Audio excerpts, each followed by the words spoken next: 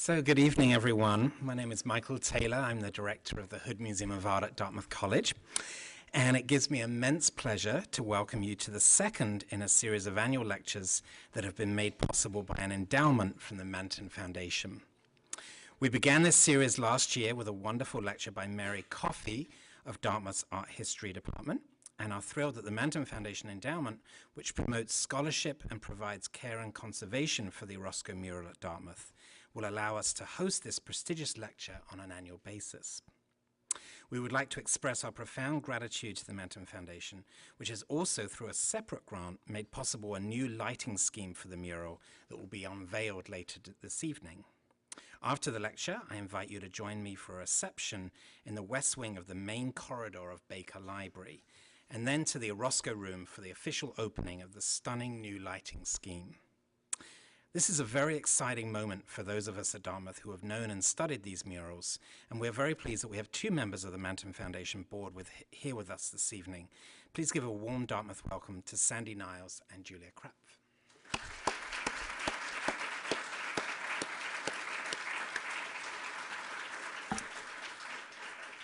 And it is now my great privilege to introduce tonight's speaker, James Oles, known to his friends as Jay, who is internationally recognized as one of the leading authorities on Latin American art, with a focus on modern Mexican art and architecture. He received his BA and PhD from Yale University and his JD from the University of Virginia. Currently, he teaches at Wellesley College as a senior lecturer in art for one semester each year. He is also an adjunct curator of Latin American art at Wellesley College's Davis Museum and Cultural Center, and is an independent scholar and curator in Mexico City. As both scholar and curator, his research has focused on Mexican modernist art and culture from the 1910 revolution through the 1960s, although he often ventures further afield to places like Venezuela and Argentina, or the southwest region of the United States. He is particularly interested in the cultural interchange between Mexico and the United States. His first major exhibition project was the critically acclaimed South of the Border, Mexico and the American Imagination, 1914 to 1947, an exhibition that opened at the Yale University Art Gallery in 1993 and traveled to several venues. The catalog, which he co-wrote with Marta Farragut, remains one of the most important scholarly texts in the field of Mexican modernism and the reception of Mexican art in the United States. In 1996, he authored the book Frida Kahlo, Diego Rivera, and Mexican Modernism from the Jacques and Natasha Gelman collection, which was published by the San Francisco Museum of Modern Art in conjunction with an exhibition of the same name. A few years later, in 2002, he contributed an essay titled Orozco at War, Context and Fragment in Dive Bomber and Tank 1940, to the Hood Museum of Art's landmark publication, Jose Clemente Orozco in the United States, 1927 to 1934. He also contributed to an important monograph on the German-born Mexican artist and industrial designer, Pedro Friedberg, in 2010. And just this past year, he published a book in the Museum of Modern Art's Artist series titled Diego Rivera, David Alfaro Siqueiros, Jose Clemente Orozco. And he's currently working on a survey textbook on Mexican art for the Thames and Hudson World of Art series. At Wellesley, he teaches the history of Mexico from the ancient through modern eras. In more focused seminars, the courses he offers deal with subjects as public art in Mexico and the United States, the representation of Mexico in cinema, or exhibitions of Latin American art. And he has stated that one of his proudest achievements is that he has had 5 former students go on to pursue PhDs in Latin American art. Please join me in welcoming James Oles, whose talk this evening is titled Mexican Pyramids on American Walls, Revivals, Restorations, Reinventions. This lecture will explore the diverse ways that muralists envision the architecture of ancient American cities in several murals created in the United States in the 1930s, including Orozco's celebrated fresco mural at Dartmouth. Please turn off your cell phones and welcome James Oles.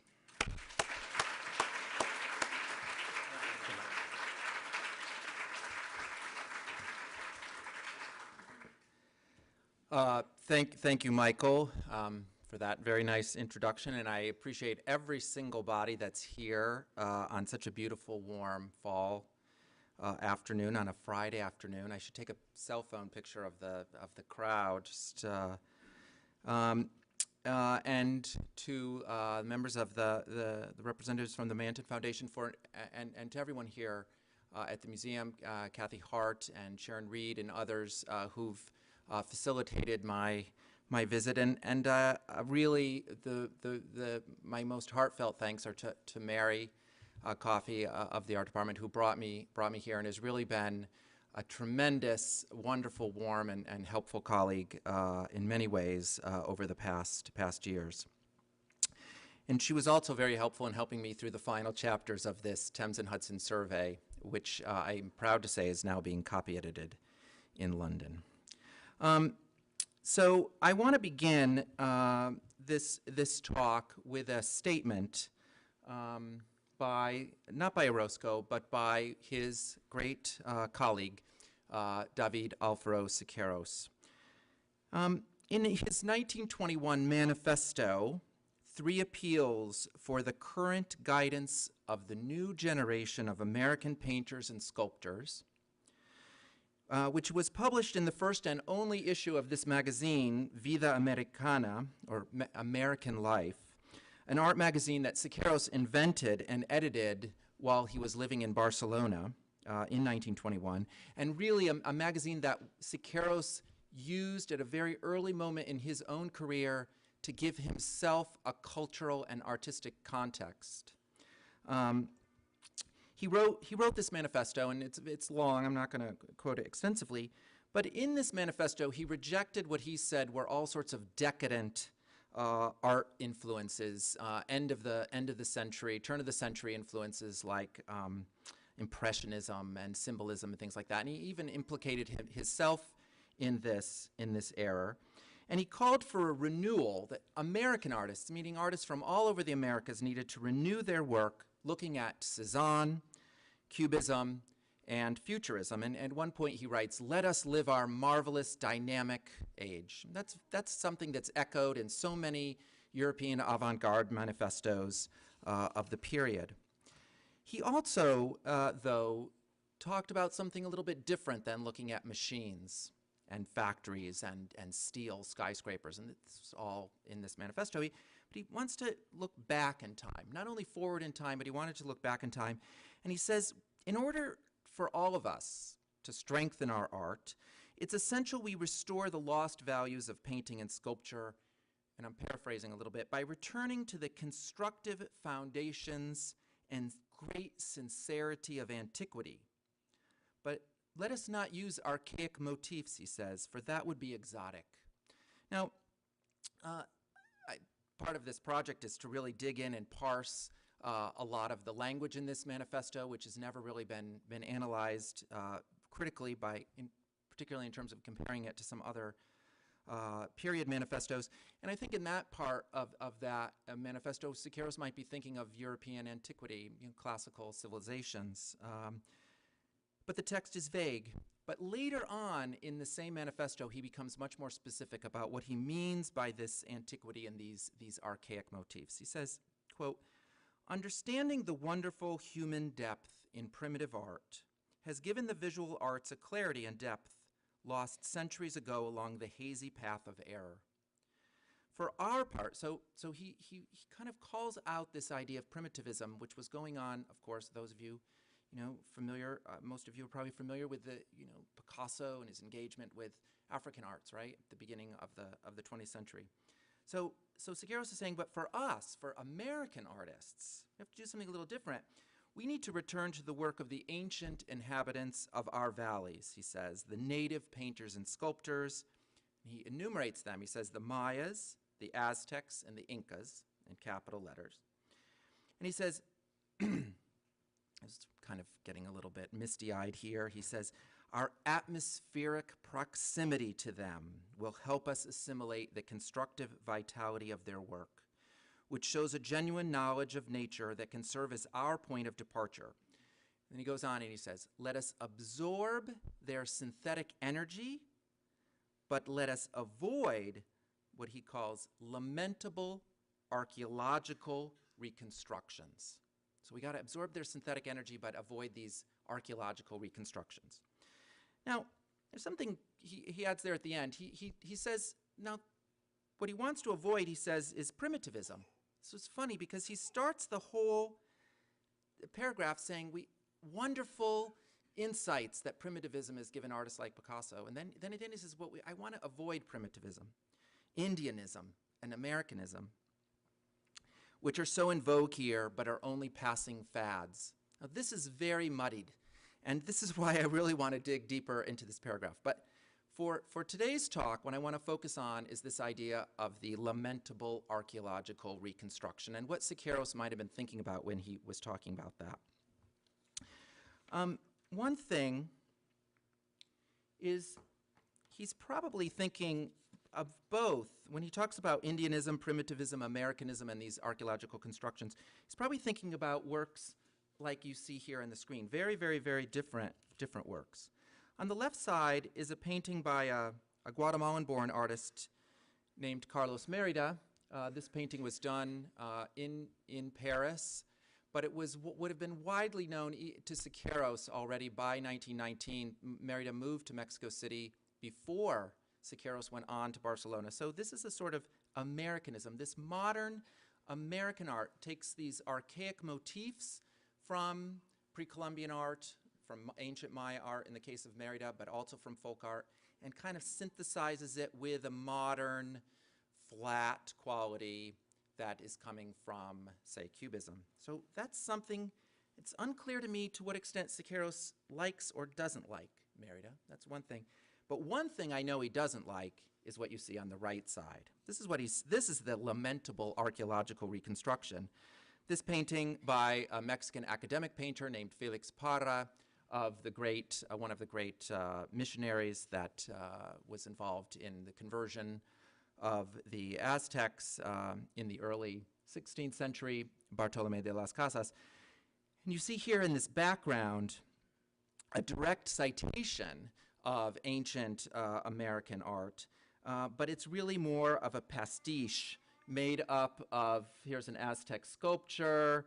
This is actually a round column that's more something that would be, you'd find in, maybe in Oaxaca, but probably more likely in Pompeii.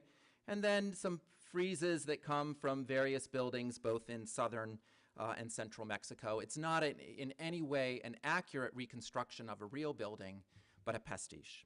And although this painting seems so old-fashioned in a year like 1921, Felix Parra was still teaching in the Academy of San Carlos in Mexico City, where Siqueiros had studied at this time. So I think there's a rejection of this, very typical of what we see in the post-revolutionary period in Mexico. These modern artists, many of whom have gone to Europe, are rejecting their academic roots. And I think this is partly to give you a sense of context for where I'm going to go for the remainder of this talk. Okay.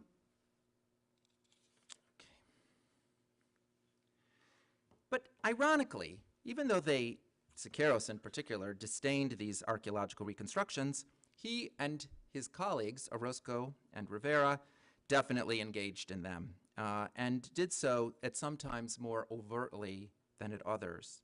The most famous of these reconstructions, I would argue, are those overblown panels by Diego Rivera in the corridor of the National Palace, painted in the 1940s and 1950s in downtown Mexico City. This is one of several panels. This is an idealized recreation of life at the city of El Tajín in the present-day state of Veracruz. This was done in 1945. But in this talk, I'm going to look at works that are earlier and that are a little bit less obviously reconstructions, done in the early 1930s. At the beginning, yeah, I don't like this either. This is overblown archaeological reconstruction. I'm going to look primarily at murals done in the early 1930s, some in Mexico, but most in the United States. And I think a close examination of some of them, particularly these images of pre-Columbian architecture, these images of pyramids on these walls, and I'm going to focus on Rivera, Siqueiros, and Orozco today, should illuminate not only their precise iconographic sources, which is part of this project, but also these artists' relationship to ongoing archaeological projects taking place in the country. I also think it's going to show that the ways that these artists cited and engaged with each other was much more complicated and extensive, perhaps, than has been previously discussed. And I also want to show or get into something that is very interesting to me, and that's that one of the structuring oppositions in the history of Mesoamerican studies, Mesoamerica meaning, sort of ancient Mexico, Guatemala. One of the structuring oppositions in the history of Mesoamerican studies is the difference between an idealized and international Maya and a demonized but nationalist Aztec. And this is reflected in these Mexican murals that I'm going to talk about, and particularly in works that they did on the walls of the United States. Now, I'm afraid that today, rather than any polished, slick conclusions, all I'm going to be able to offer are some preliminary ideas, a refined reading or two of a panel, and some closing remarks that might open rather than close the topic. This is really a quintessential work in progress. It builds on a paper that I wrote mainly focusing on Siqueiros, but obviously, because I was invited here, I wanted to open it out to a Roscoe, which meant I couldn't leave Rivera out of the story either. So I just found more and more images, and you're going to see that I have some tentative conclusions. But I want to really survey this vast terrain today. And it's really part of a much wider study of my own work, in which I'm very much interested in the linkages between archaeology and advertising, popular culture, tourism, and art. So to find images of the pre-Hispanic past in Diego Rivera's great mural cycle in the Ministry of Public Education, the first mural that he did that has to do with, takes Mexico as a theme in particular, done between 1923 and 1928, we're going to have to look fairly closely. There's an image, for example, of an Aztec sculpture in the jungle, which I'm not going to talk about. But for the most part, Rivera downplayed pre-Columbian imagery in this vast cycle. The only real image of a pyramid in this entire building, in fact, is in a grisaille panel, one of these gray sort of faux sculptural reliefs on the third floor, in which he painted several allegories of the arts and sciences, one of which is architecture. The little pyramid there, which I think you can all see very clearly, is a little hard to identify, but it might be a stylized rendition of the so-called Castillo at Chichen Itza, a building that I'll discuss more extensively in a bit. In fact, Rivera had visited the Yucatan in 1921, just a few years before painting this panel. In any case, there's not really any cultural information here or context, and I think the most important thing we can say about this early tentative image of a pyramid is that Rivera wants to ground Mexican architecture, both in modern architecture, both in this sort of idealized Mexican past, as well as in the classical orders, which is symbolized by the column there below it. Ancient pyramids, however, become far more present in Rivera's next important mural project in Mexico City, Mexico of Yesterday, Today, and Tomorrow, which fills the stairwell of the National Palace. This was done in 1929, 1930, really 15 years before he went back to the nearby corridors to create these idealized reconstructions. Now, the north wall, the panel on the north wall, which is usually titled Mexico of Yesterday, shows a very idealized view of ancient Mexican life. But what's important about this panel, and I'm not going to go into all details, it would take me forever, and I'm probably going to be afraid of running over time anyway, is that if, all these people, what they're wearing, what they're doing, the landscape around them, particularly this prominent volcano here, locate this scene in central Mexico, in the Valley of Mexico, in this territory around Mexico City. This had been the heart of the Aztec Empire. It was the center of the colonial regime, and it was, of course, the center and the heart of the modern independent Republic of Mexico and the country, the government, when Rivera was painting, of course. So he's really locating Mexico of yesterday, the origins of Mexico, in central Mexican culture.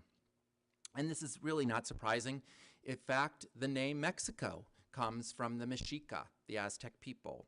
And the Mexican flag today, many of you know, is an eagle on a cactus with a serpent in its mouth. And this is derived from the toponym, or the sort of hieroglyph, the place hieroglyph for the capital of the Aztecs, which became the capital, Mexico City. So in the entire history of Mexican murals, in fact, we're going to see Mexico and central Mexico privileged at the expense of the Maya, the ancient Maya, who are almost always excluded.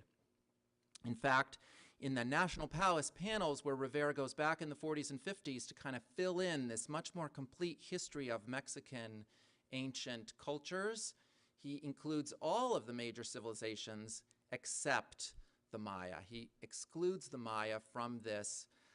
Not only are they absent here, but they're not. They don't even come in later in his, sort of Technicolor reconstructions. Now, Rivera was a great researcher. I'm going to focus here. Here's the pyramids, and I'm going to really focus on them. Rivera was a great researcher, and he used all sorts of visual and textual sources for his works, as well as direct observation when possible. But it's difficult to identify his actual source of inspiration here. The two pyramids, you see one slightly larger than the other, but only slightly, are associated with a volcano, and that, again, situates the scene in the Valley of Mexico. Two pyramids like this next to each other might refer to the pyramids of the sun and the moon at Teotihuacan.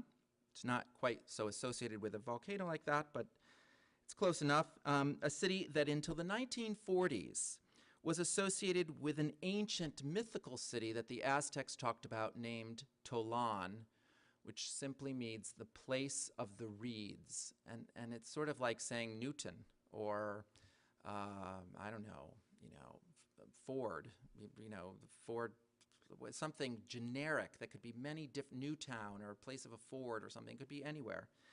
Anyway, for the Aztecs, this fabled Tolan was the seat and the city that was the sort of capital of the Toltec civilization, the primary civilization prior to the rise of the Aztecs in the Valley of Mexico.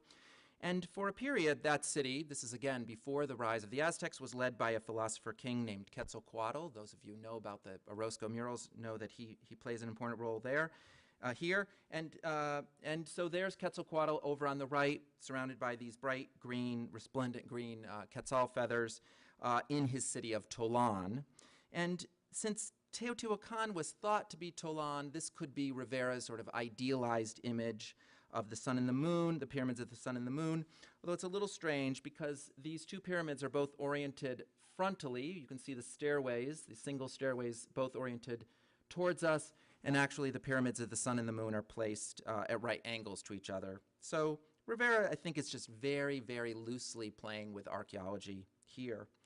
On the main wall, there's also a pyramid, and this is not only a hard mural to photograph in its entirety. You can see here, kind of rising the stairway, you get this avalanche of imagery, but I want to just, if we can pull out the largest single object in this wall, which is very densely populated with figures and images, is this pyramid right here. And the pyramid is associated with the eagle on the cactus, and this is actually the toponym, or the hieroglyph for Tenochtitlan, Mexico City, and this is lifted from an Aztec sculpture that was found in the foundations of the building just about 3 years before Rivera started painting.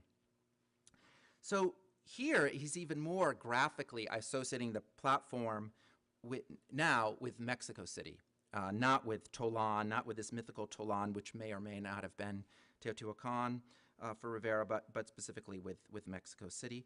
And he not only associates it with Mexico City, he associates it with heart sacrifice.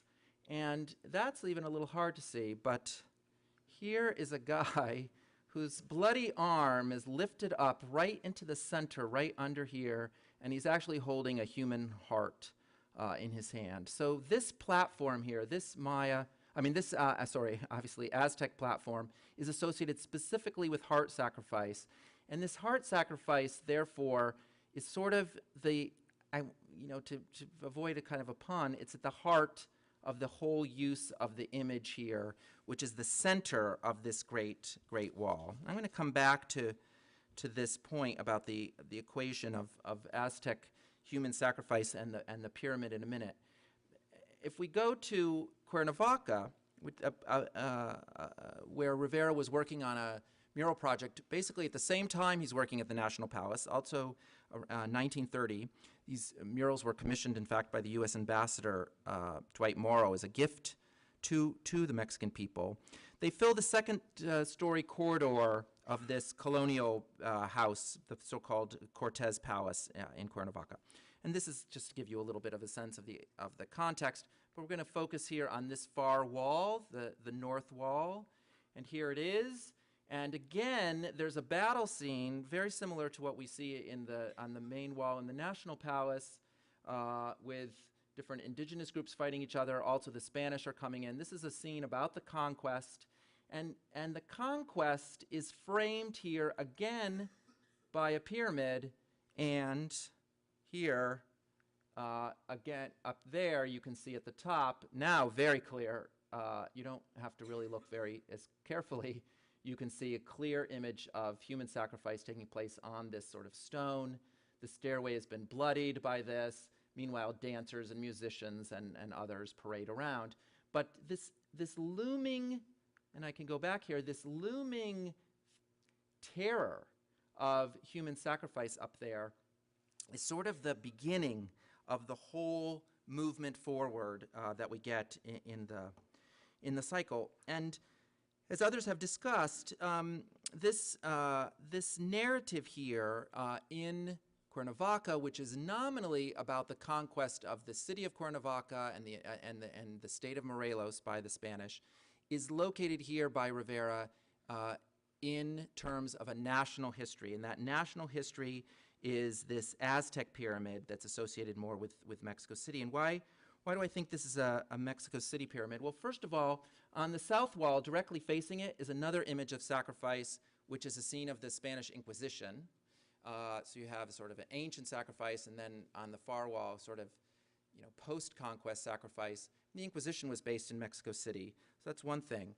But the other is that if we compare this pyramid to the actual pyramid that Rivera might have found in Cuernavaca, which is there in the lower level, we see that he hasn't really copied it in any way. He's made a much more generic image. It's got one stairway rather than two stairways. Anyway, he's not in any way copying this pyramid. This pyramid was completely excavated by the time he was working here. But he's not making a copy. I'm going to talk about artists looking at actual pyramids and trying to make copies of them. Rivera's not.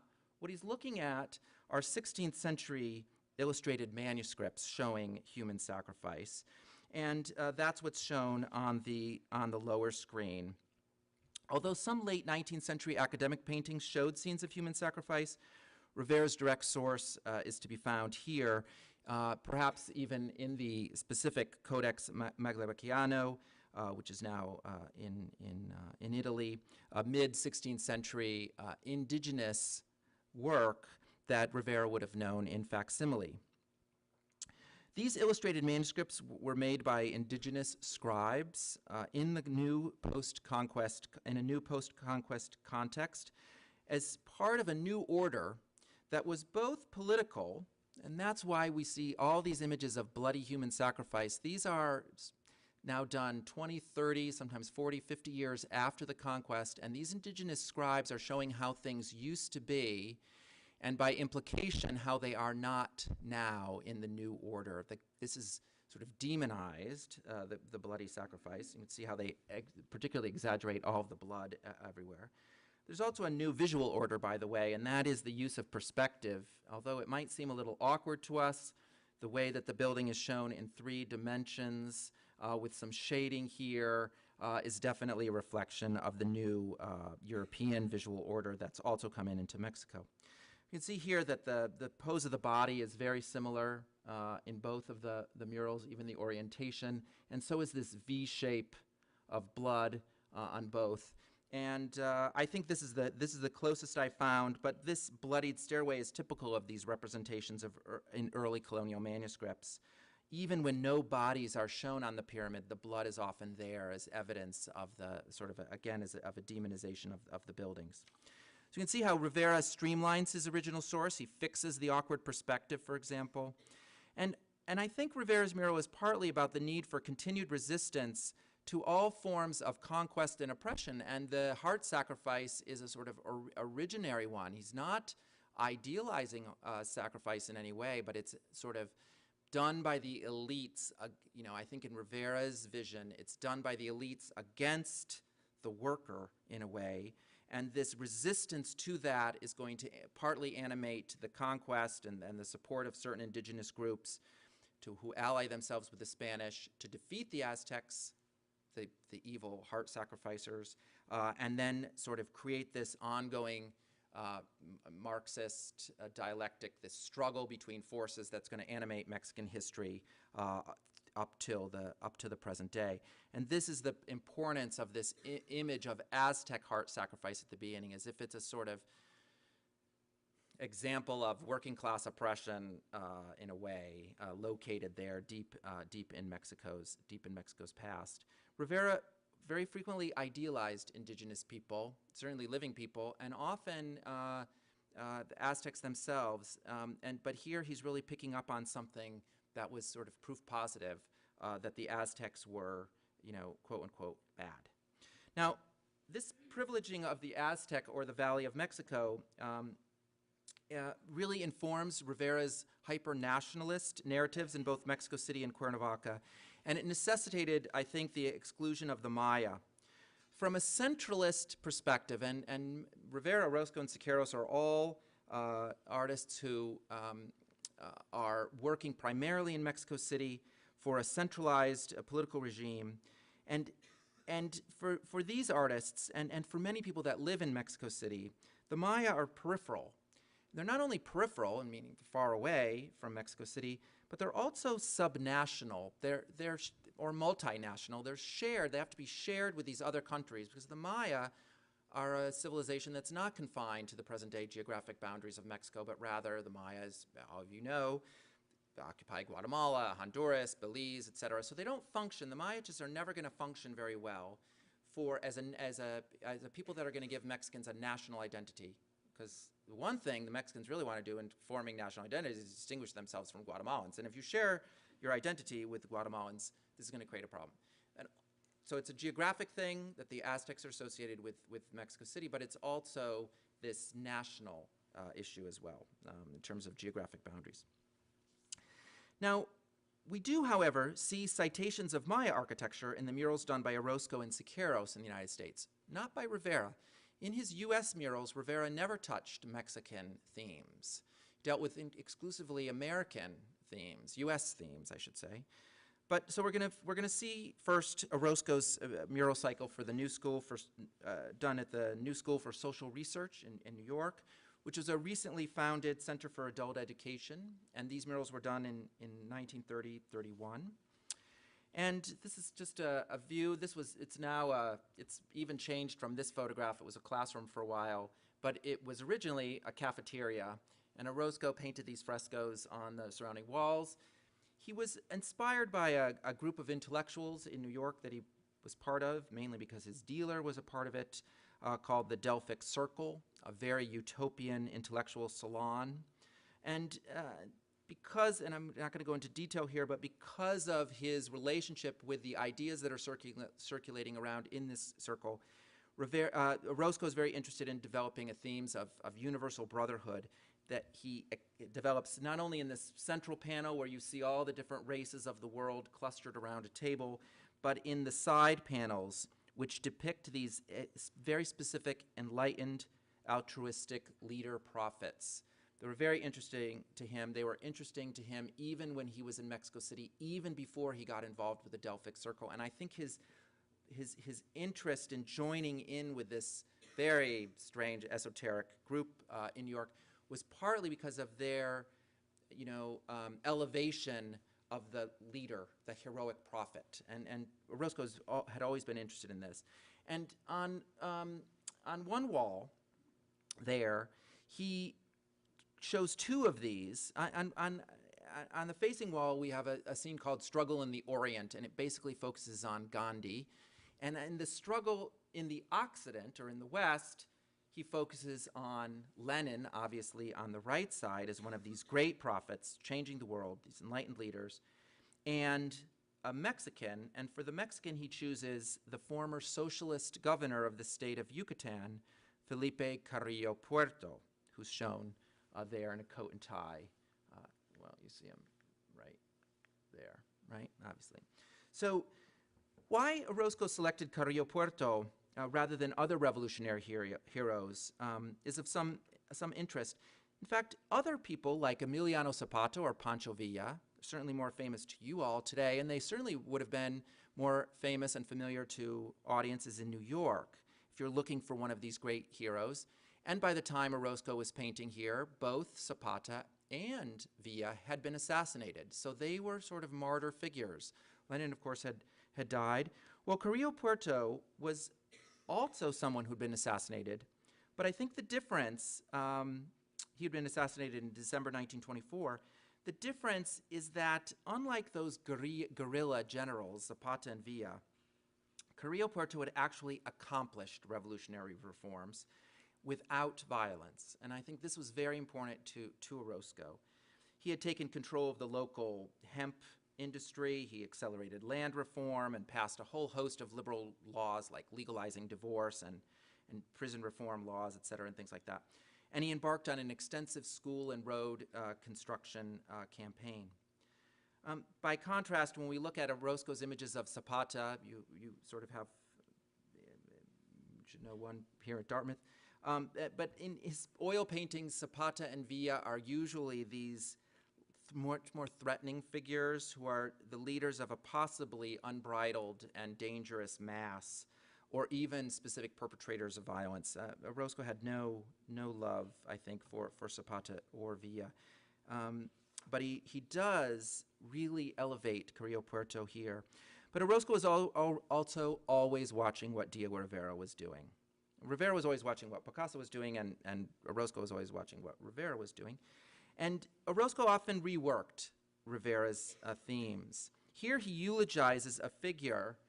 Well, there's a detail. I'm sorry, I could have brought that up a little bit quicker, but maybe we'll come back to that. He eulogizes a figure who actually appeared twice in Rivera's Ministry of Education murals, both as a living revolutionary here. It's actually with Zapata, who are sort of instructing a young child, and both of these men are dead at this time. But notice the association here with the red, triangular red banners. So you get that here too as well. And then also as a martyred figure done 5 years later on the top floor with a bullet hole right there on his chest. So Carrillo Puerto had already been elevated twice by Rivera in his murals in Mexico City. And I think maybe the least important reason, although it's often the one that's underscored by scholars, is that Carrillo Puerto had been the lover of Orozco's patron, Alma Reed. And she might have been an inspiration for the selection here, but I seriously wonder whether it was that simple, that Orozco simply took her idea for the figure. In any event, in the panel, Carrillo Puerto appears as a sort of monumental rendition based directly on a photograph by the Yucatecan photographer Pedro Guerra. It looks pasted to the wall in a kind of an awkward montage. Orozco was really grappling here with how to join multiple images or vantage points in a single space still. And he's next to an abstracted light gray pyramid. Now, very clearly, the so-called Castillo, it's a Spanish name, the castle, but it's really the main pyramid at Chichen Itza. Its presence here is clearly justified, not only because Carrillo Puerto is himself from the Yucatan, but during his regime as governor, he had promoted the restoration of the ruins at Chichen. And that was also, that restoration project was also covered by Alma Reed in a series of articles she published in the New York Times in the 1920s. As part of Carrillo Puerto's broader plan to foment the development of tourism in the undeveloped Yucatan Peninsula and increase a sense of pride and class consciousness in once downtrodden and abused local Maya populations. There was also a symbolic connection, too. Alma Reed later recalled that Carrillo Puerto's supporters had likened him to the great philosopher hero Quetzalcoatl, which we saw featured in Rivera's National Palace mural. According to Aztec legend, Quetzalcoatl had been exiled from the central Mexican city of Tolan by a military order and had fled eastward, quote, across the water. And one common gloss on this myth was that his destination was in fact the Maya city of Chichen Itza, which did have complex artistic and cultural connections with central Mexico in this early post-classic period. And I give a whole lecture on this to my students, and I still don't have enough time, so I'm going to really have to skip over this. But Tolan is now actually thought to not be Teotihuacan. It's thought to be the city of Tula in the state of Hidalgo. If you go to Tula, there are buildings that look identical to the buildings of Chichen. So there's contact between central Mexico and the Maya in the pre-Columbian period. It's very important. And that contact, which is probably economic, military, cultural, artistic, is symbolized by this story of Quetzalcoatl moving from central Mexico over the waters, over the Gulf of Mexico, to the Yucatan, to Chichen Itza. It's a huge can of worms. For our purposes, suffice it to say that for Orozco, associating Carrillo Puerto with the emblematic building in a city that scholars believed had been the refuge of Quetzalcoatl, that benevolent, misunderstood, exiled, or in the case of Carrillo Puerto, assassinated, philosopher, only enriched the more direct connections. Now, this perfect form of the Castillo is a little bit, it resonates actually quite a bit with Rivera's mural in the Ministry of Education, but you see Orozco's really shows it much more as this three-dimensional object rather than this sort of schematic pyramid, which really could be any place. This is much more clearly an image of the Castillo. But one thing for me that's very interesting, and it's a theme that's going to run through the rest of this talk, is how we can see the way that rather than show the pyramid as ruined, Orozco is showing it as perfectly restored, streamlined. He's recreating and restoring the past, just exactly what the archaeologists in the period were doing at Chichen Itza itself. And let's see, because I'm between ad-libbing and lost my place, I'm sorry. And this restored version of the pyramid is what we see mostly, as we're going to see, in the popular press and also in being emphasized in archaeological reports. Now, Chichen Itza, the site in the Yucatan Peninsula, how many of you have been there to Chichen? So quite a few. Had been famous in the popular imagination, particularly in the United States, since the mid-19th century travel accounts of John Lloyd Stephens and Frederick Catherwood, which were bestsellers of the 1840s. And when Orozco was at work in New York, the site was the subject of renewed attention due to the massive archaeological project undertaken there by the Carnegie Institution of Washington. Archaeologists had actually wanted to excavate Chichen as early as 1914, but the Mexican Revolution and local bureaucracy intervened. But the Carnegie Institution, which is really one of the main archaeological forces in the United States, obtained a concession from the Carrillo Puerto regime to excavate in 1923, and they began work there in the spring of 1924, and that project went all the way up until 1941. When you go to Chichen today, the Ball Court, the Castillo, the Temple of the Thousand Columns, all of those buildings were impeccably restored by these Carnegie Institute of Washington archaeologists, among them Earl Morris, during that period. Now, of course, they had to promote their archaeological project, and they promoted it not only through scientific publications, but also through the popular media. The wife of Earl Morris, the lead archaeologist, published a book called Digging in Yucatan, which is a bestseller in 1931. And it, as well as several articles published in National Geographic in the late 20s and early 30s, were all illustrated with photographs taken by uncredited Carnegie Institute of Washington photographers, and I'm showing you two examples there on the bottom. Now, many of these photographs simply showed the beautifully restored, clean, slick buildings, but others articulated a rhetoric of cultural continuity between the living Maya and their ancient ancestors who had built the city of Chichen Itza, which was specifically one of the political visions of Carrillo Puerto. And they did this by taking living Maya, probably workers, who was during the day had work boots, and they take off your work boots, put on these sandals, here's a, put on this sort of loincloth thing, or here he's wearing an actual jaguar pelt, carrying a shield, posing on these beautifully restored buildings, right? Particularly here, they've even put in these wooden standards. Everything is redone as if you're going back in time, and National Geographic loves taking people back in time. But it's not only that, it's not only taking the armchair traveler back in time, it's evoking this idea of continuity between present and past.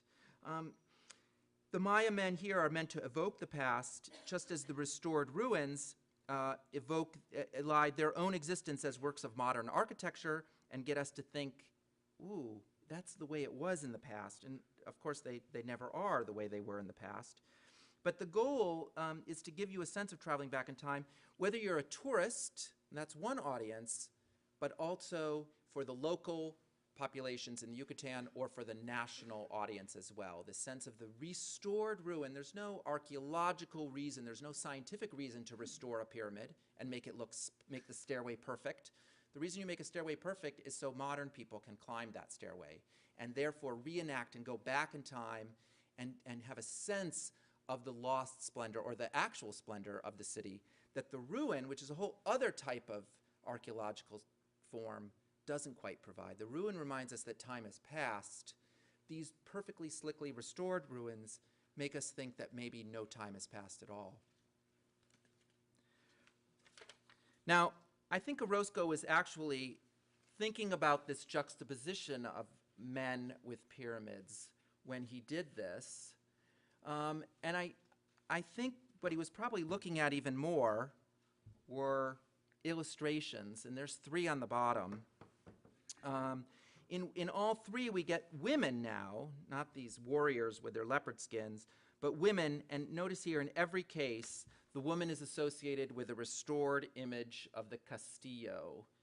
This is by Jean Charlot, one of the staff artists of the Carnegie Institution and a muralist in his own right and a very close friend of Orozco. This is no question that Orozco wouldn't have known this painting. This is an illustrator and minor muralist, Alfonso X. Peña from 1930. There again, the woman associated with the Castillo. And finally, this is calendar art from the 1950s. And I guess this looks more like Rita Hayworth, but she's associated too with a Castillo back there. In fact, there's a whole, I have a whole part of this project where I talk about the whitening of the Maya woman from the indigenous to the mestiza or mixed race to the sort of Hollywood white form there, but I'm not going to go into that. I think Orozco is citing these cliches and also trying to demolish these cliches, perhaps, which were circulating around an awful lot. He masculinizes this topos of the juxtaposition of the living Maya with the pyramid. He politicizes it, but he also critiques the sexualization and escapism present in the entire field of images. After all, in his mural, Carrillo Puerto is an assassinated martyr wearing a jacket and tie, directly situated in the present and in a particular political reality that makes him the equal of figures like Lenin and Gandhi. Now, I'm going to jump across the continent to LA and look at the first image of pre-Columbian architecture to appear in any of Siqueiros's murals. Here too we're going to discover a conscious but less direct allusion to Chichen Itza. This mural was commissioned by a local patron in downtown LA for an exterior wall of a building overlooking Olvera Street, which had been the former Mexican neighborhood in Los Angeles. The Mexican populations had basically been displaced, and Olvera Street had been converted into a tourist area that it still is today. And this mural was probably intended by the patron to be a sort of lure for visitors with very pleasant imagery of a title that he probably gave Siqueiros. I want you to paint me a mural of tropical America. So Siqueiros responded with a highly politicized work that was soon whitewashed. This is a reconstruction by a Chicano artist, which is not so bad actually, of what the mural might have looked like. Up here you can see it was not only whitewashed, Siqueiros used a lot of these experimental pigments. He painted on cement, it was exposed to the elements. It began to erode very quickly after it was done, plus it was whitewashed very quickly. And so it exists as a former shade of itself, although the Getty Institute is about to reopen it after a long restoration, but not reconstruction project in any event. The bright visual impact must have been something that looked a little bit like the colors in tourist posters or the serapes that you would have seen in the shops down below. But the imagery was really much more severe. The mural features a large pyramid with sloping walls. I think you can all see this in gray there. And two entrances, which are actual windows on the wall itself, surrounded by stylized tropical vegetation and some fragments of pre-Columbian sculptures. There's another one over here in red. There's a half-naked figure bound to a modified cross there in the center. Siqueiros identifies him as an Indian. And this cross on top has an eagle, which Siqueiros says is the eagle of imperialism, sort of watching guard over this victim. And then on this far building, which is actually, this is a real door that opens out into the wall. This kind of opens out into a roof. There are two soldiers coming in. One is clearly identified as Mexican, one clearly identified as Andean. And that's important. One Mexican, one from the Andes or Peru. And they're coming in, they're armed, they're dressed as contemporary figures, and they're, according to Siqueiros, they're coming in to sort of save this figure in the center.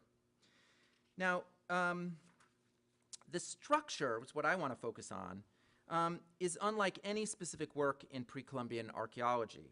It's instead a pastiche, even more inclusive than any of those in the 19th century academic paintings done in Mexico City. Because while the overall profile of the structure is Aztec, the geometric stonework on it is clearly Inca. And what do I have here, I think? There we go. There's an Inca wall. Here's a detail of a black and white photograph from the period. And here you see how it's situated in front of this rooftop. So here's an Inca wall, as if you needed to see one, but that's what they look like. And then there's a couple broken columns that are covered with feather forms, and these are probably serpent columns, such as we find at Chichen. But what I want to focus on is this band of, one of my students once said that it looked like plates of macaroni, but this band up here across the wall, and that, I think, is meant to evoke Maya glyphs, like you see here, which if you can't read them, they kind of look like spaghetti. And so the structure's visual references are located in all of these civilizations, and particularly in the three civilizations that he mentions in his manifesto, the Maya, the Aztecs, and the Inca. So he synthesized these three cultures together in this one pyramid. And these visual references to both Mexico and the Andes are reflected in those two warriors there that come in to save the day and liberate that figure in the center and symbolically perhaps return power to the oppressed. This is a quintessential American building in the broad sense of the term, rather than one that's tied to any single site, culture, or nation, and one that recalls the rhetoric of his 1921 manifesto, where he specifically drew attention to the Aztecs, Mayas, and Incas. Okay. Now, I can't go into the detail here, but what Siqueiros is basically riffing on is the Mayan Theater in downtown Los Angeles from 1927 by a team of American architects working with a Mexican designer. And I just want to point out that you get this, see this band up there at the top? This sort of this brightly colored, polychromed tiles up here that are taking images from all sorts of pre-Columbian cultures. It's true pastiche, but also you get that here. And then you have this this Inca-esque stonework between them. And I think that's what he's riffing on in this mural. And he's probably trying to make a critique here, perhaps, in terms of what the Mayan revival style meant in the United States as an architecture of escapism and exoticism, which was common in movie palaces in particular. And he might want to even be critiquing the sort of whole imperialist capitalist system that's implicated in a theater like that, but also perhaps in the actual reconstruction of Chichen itself by American archaeologists who are getting their glory by redoing these buildings. And so this column on the far side of the mural, surrounded by vegetation, seems to be drawn specifically from these illustrations in the Carnegie reports and in the popular press of these similar kind of serpent columns with this sort of L sticking out of it, also surrounded by vegetation, and here surrounded by ropes as if it's being restored. And again, I think there's a critique here of the lamentable archaeological reconstructions in the movie theater, but also that are happening at a site like Chichen Itza. In both cases, whether it's the Mayan movie theater or the reconstruction of Chichen Itza, Siqueiros might be asking how these sites actually would have benefited real indigenous subjects, except perhaps for a few field workers. So the pyramid is not just an exotic backdrop, but a fundamental part of the anti-imperialist critique in the mural. And perhaps he's even critiquing the way these half-naked guys with their cloth around their waist often appear in front of the pyramids in the Carnegie photographs as well, sort of victims of this American idea of cultural continuity rather than subjects. Now, get here. So if we turn to Dartmouth, which was started, the murals here at the Baker Library, which was started when Siqueiros was working in Los Angeles, I want to look closely at the two panels that show Mesoamerican architecture on the left side of the north wall in the reading room, which we'll all go over and look at. And it would be even more fun if I just did the rest of the lecture over there. But I'm going to talk about these two panels, the coming of Quetzalcoatl and the departure of Quetzalcoatl, and they sandwich this panel in the center on the pre-Columbian Golden Age that I'm not going to actually discuss.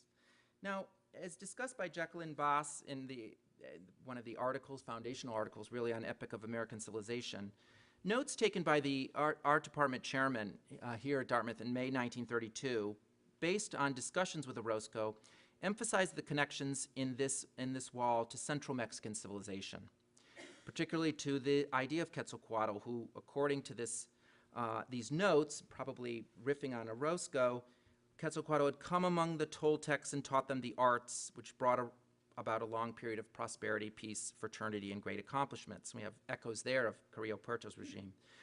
And the other panel, so that was the coming panel, and then the other panel was to show the destruction of the Toltec Empire and the coming of the Aztecs. I don't think Orozco really mentioned the Maya specifically when discussing this section of the mural. In fact, here again we find Orozco, I think, directly revisiting Rivera's work, but streamlining and refining the discourse. The Dartmouth murals and Mexico of Yesterday in the National Palace, on the bottom, both show Quetzalcoatl twice. First as the king of Tolan, the leader, and then as the guy fleeing across the water, here, which you all see in this tiny detail, but there's Quetzalcoatl in the water with the serpents, and here he's actually riding a sort of serpent boat through the sky, which, I think it's really, honestly, Rivera just had to kind of squeeze it into the panel somehow, and there's a big empty space up there, and that's what he decided to do. But anyway, in both cases we have the sort of the king and the exile in both. And also both murals refer to corn cultivation, they refer to the stone carving and the arts, and these other gifts that Quetzalcoatl, this sort of Promethean figure, had given to the people. Now, as Bass notes, the coming of Quetzalcoatl represents Orozco's absorption of the early colonial idea that Quetzalcoatl was this Christ-like figure given to self-sacrifice on behalf of his people. Now, we know that Orozco believed Quetzalcoatl had discouraged human sacrifice, and although sacrifice appears in a previous panel in the epic, it's now absent here. In both murals, the reigning benevolent Quetzalcoatl is associated with two pyramids, though Orozco is more specific architecturally as to what they are. So I already went over that. You see that. Sorry, but I just want to make sure you all get out of here before 10 o'clock.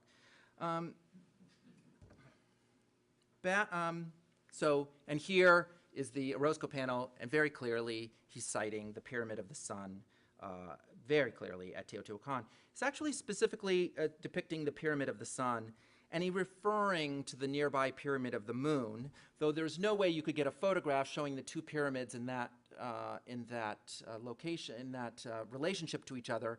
And the main reason is because when Orozco was working here at Dartmouth, the Pyramid of the Moon had not been excavated.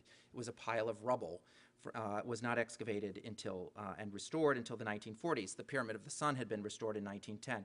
So but much more clearly here, he's locating Quetzalcoatl in Teotihuacan, this place thought to be the place of the reeds, the city of the Toltec, and using the same dual pyramid image that Rivera had done. Now, Bass speculates that the structure in the departure panel is the Castillo, which he featured at the New School. And she suggests that this had to do with the Roscoe's links to Charlot, who was working there at Chichen, and to Alma Reed, who in fact in her biography, later biography of the painter, discusses having given Orozco information on the ancient Maya while he was working here in Hanover. Now, assuming that the Castillo is depicted here would function historically, since Quetzalcoatl's eastward flight might have been to Chichen, but clearly the building in the departure panel is not the same as the building in the New School panel. What do I have? Yeah. Even though the relationship between hero and structure is compositionally the same. It's notable how much more sophisticated, in fact, Orozco's montage skills have become, by the way. I'd like to focus on some differences. The profile of the pyramid in the departure panel is taller and narrower than the squat Castillo. The proportional relationship between chamber and base is less extreme, and much more attention is given to the portal at the top. The colors are notably different. Unlike the bright white Castillo, white limestone surfaces that have been recut and cleaned by the archaeologists, Orozco's shown this building blood red. Finally, we need to take into account the pyramidal mass of people in front of the temple, these struggling, anguished figures. Right? If we return to exemplary images of sacrifice torn from mid-16th century codices, we see the same tall profile, large portal, relationship between temple and suffering human figures. And I think Orozco is clearly here showing a Toltec pyramid of central Mexico, using iconographic sources that dealt specifically with Aztec culture, as Rivera had done in his own murals in Cuernavaca, as I talked about. This is clearly not the Pyramid of the Sun, and I think significantly scholars believe that, no, forget that. So it's not the Pyramid of the Sun, it's not the Maya Castillo. In fact, this is not Quetzalcoatl's destination, but his origin, Tolan, and his position is crucial. He's in the water to the east of the city, leaving it, pointing away from it, to an uncertain future in exile. A 1933 article in the Dartmouth Alumni Magazine also, reinforces this idea of the importance for Orozco of getting at this theme of witchcraft and human sacrifice in Tolan, the Toltec city, that this was what Quetzalcoatl was fighting against, the appearance of human sacrifice, and what kind of surges when he leaves. So at Dartmouth, Orozco turned his back on the Maya, locating his epic in the Central Valley of Mexico, just as Rivera had located his own epic of the history of Mexico there. The Maya had become marginal once again. And this, in other talks, I work through the way that this red pyramid of sacrifice is now directly restated in Orozco's murals in Guadalajara, in the Hospicio Cabañas of the late 1930s, and particularly you get the same kind of construction now, building off of these figures clearly pulling the heart out, and this arm, bloody arm, raised up in front of the pyramid is exactly what Rivera had done in the National Palace. These are Aztec images, and I think this is meant to evoke the Aztec barbarism as well. In fact, and I think that there's no doubt that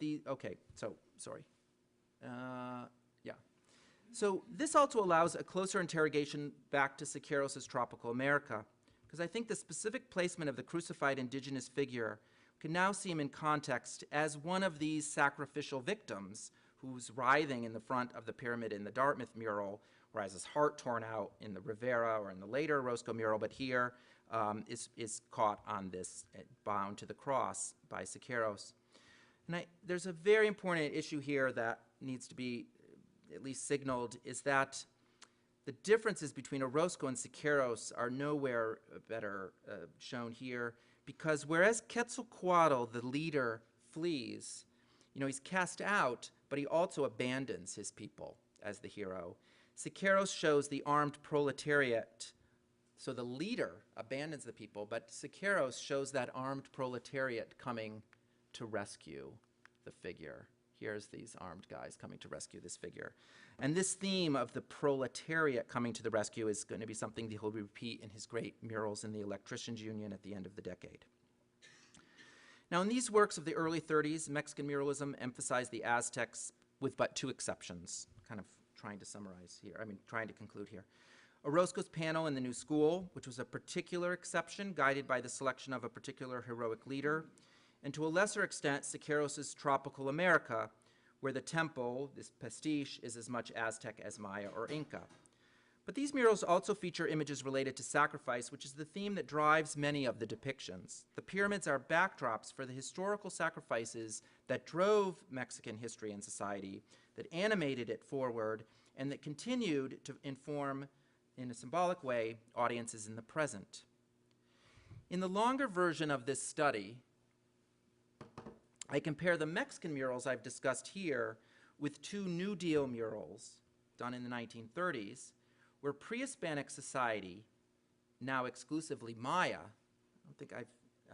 is idealized, bloodless, and instructing, but failing to direct the audience to any higher goals. And the two that I discuss in detail are one by an artist named Roger Wolcott. This is a panel. These are both oil on canvas. This is in the Museum of Science in Springfield, Massachusetts. It's one of a group of panels, an extended cycle in Asia and Africa and the Iroquois, I think. And Mesoamerica, Mexico, is represented by the Maya. And what part of the Maya world? Chichen Itza, with the restored castillo back there, other restored buildings, people at work, etc. Very much in this, this is not Quetzalcoatl, but this kind of idealized view that we also get here at Dartmouth in the coming of Quetzalcoatl's image. And in the lower part is a post office mural from Ames, Iowa, which, Center for Corn Production, and in fact it shows ancient Maya corn cultivation and modern corn cultivation by an artist named Lowell Hauser, who was a colleague of Jean Charlot's on the Carnegie Project as an illustrator there back in the 1920s. Here, by the way, this is not the Castillo from Chichen Itza. This is actually a pyramid at a site in Guatemala named Huashactún, but was also excavated by the Carnegie Institution of Washington, which is why they gave the invented name Huashactún to the site. Washington, Huashactún. Suffice it to say that these murals, like almost all Maya imagery of the 20s and 30s done in the United States, including National Geographic illustrations, the photographs of Laura Gilpin, and an unlimited number of Maya theaters, Maya revival pottery, and neckties, and a whole host of stuff, as well as Sergei Eisenstein's unfinished film, Que Viva Mexico. All of these are parts of this wider research project. All of these images idealize the Maya world, primarily through the iconography of Chichen Itza, which is the most well-known city because of this archaeological excavation, to create a sort of Greek origin, a sort of Greek perfect civilization that could be part of our shared new world. All of that is super idealized, and then we get Mel Gibson. US Americans would continue to idealize the Maya for as long as they could, even if scholars and curators were busy transforming the field. Although this year, much eschatological rumination and internet chatter has revolved around whether the conclusion of the 13th Baktun, period of about almost 400 years, this coming December 21st, is going to signal some sort of apocalyptic moment. Although the Maya never really predicted the end of time, and really for them it was just a big loud click in the interlocking wheels of their dual calendar. Perhaps it was inevitable that the repressed dark side of Maya culture was eventually going to percolate to the surface, for the culmination of the violence and images of sacrifice in these murals appears not in a film about the Aztecs, but in Mel Gibson's overblown Apocalypto, 2006, set in the Yucatan Peninsula just before the conquest. And particularly in the scene here, in which our young hero, Jaguar Paw, and his fellow captives are terrifyingly escorted to the top of a pyramid to be sacrificed, although, of course, our hero escapes. By 2006, scholars had well proven that the ancient Maya were just as violent as their Aztec cousins. But by 2006, there were no longer any ancient cultures to idealize in the Mesoamerican world. In this fascinating, visually rich, and complex, if at times insufferable film, Gibson and his team recreated digitally now, as well as physically, truly lamentable archaeological reconstructions. Now, according to the director's own peculiar religious and political agenda, in part his concerns about our contemporary moral depravities and ecological depredations that he views undermine our own civilization. However easy it might be to critique Gibson or even attack the historical accuracy of Apocalypto, which I'll be working on with my students in a seminar next term, it might allow us to better approach a series of murals, better think about or contextualize a series of murals from 75 years before, in which architecture, in the end, is background to stories of sacrifice, noble or not, by political leaders and by anonymous victims. And of course, there's another possible way of concluding or thinking about the end of this talk.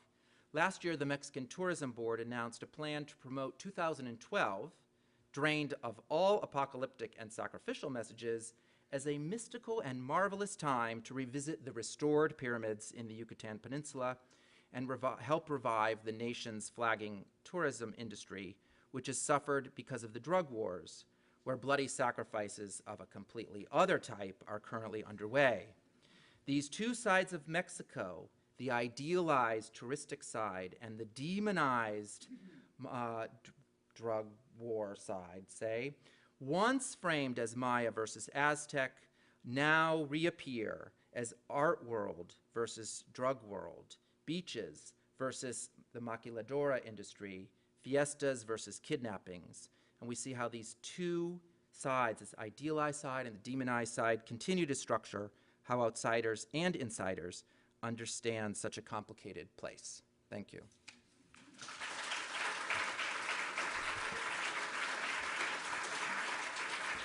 Very sorry. I'm sorry that I went over my time, but I guess I didn't see too many people fleeing, so it was okay. I'll take questions, or do we want to go right directly to? So I will field questions or let some people escape.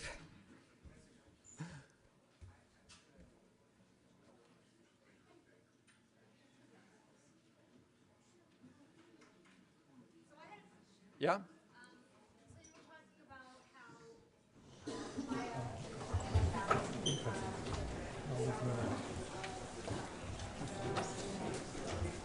Siqueiros, yeah. So do you think they were left out, one, because they were cultured people? Or maybe because that part of Mexico was often considered yeah, not really. Part of Mexico not really. So why are the Maya left out of, particularly in the Mexican murals, and the main reason that they're left out is because they're distant from Mexico City. They're just physically distant.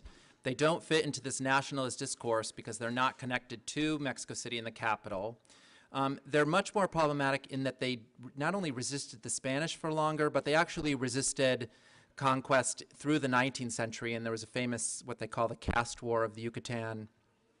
Through much of the 19th century, the Maya resist, and so they're not so easily heroicized as great but dead conquered peoples. They're farther away. They have to be shared with Guatemala, Honduras, etc. And I think also for a variety of these reasons too, the Maya were just less visible in Mexican popular culture than they were in the United States, because since the Mexican archaeologists were so intent on excavating central Mexican sites and places in Oaxaca or Veracruz, they basically left the excavation and restoration of the sites in southern Mexico, Yucatan, Chiapas, and of course in Guatemala, were basically the responsibility of American and British archaeologists. It was a little bit different at the site of Palenque, might be the only exception. But most of those sites were being worked on by American archaeologists, so that's partly the reason that the Maya just don't form very much part of a visual world in Mexico City's popular culture or in the murals. So, I mean, these posters and calendars where you do see the sexy babes with Maya pyramids, that's a sort of exception to a rule. Almost no images of the Maya in Mexican muralism until the 50s. And as Mary knows, in the Museum of Anthropology, the Maya are finally brought in. And this is largely because of the discoveries, I think, at a place like Palenque and Bonampak in the state of Chiapas, where Mexican archaeologists made some spectacular finds. And that now begins to help pull the Maya back into the equation. I don't know if that's... So would you also, I mean, when I go to Mexico and I see it, it seems like it's this overriding, as this connection with the Aztecs, and even in the Yucatan, when you go there, you buy things from the vendors or whatever. They almost never have any Mayan related art. Yeah, this tourist industry thing is, and how they muddy things up too with these pastiches is also, that's a good point and a true thing too. Yeah,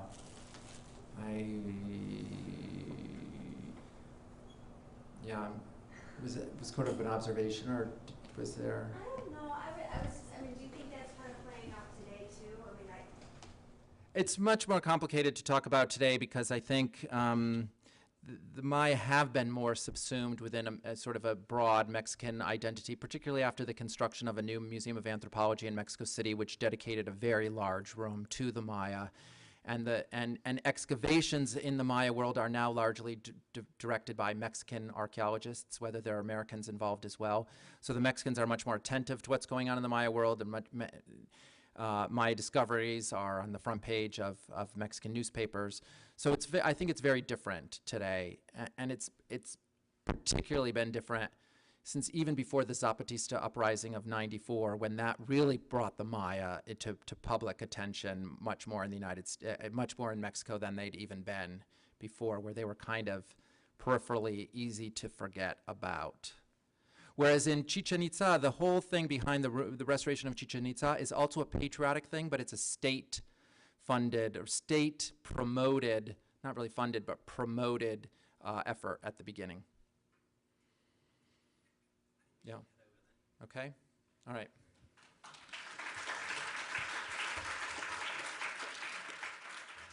Sort of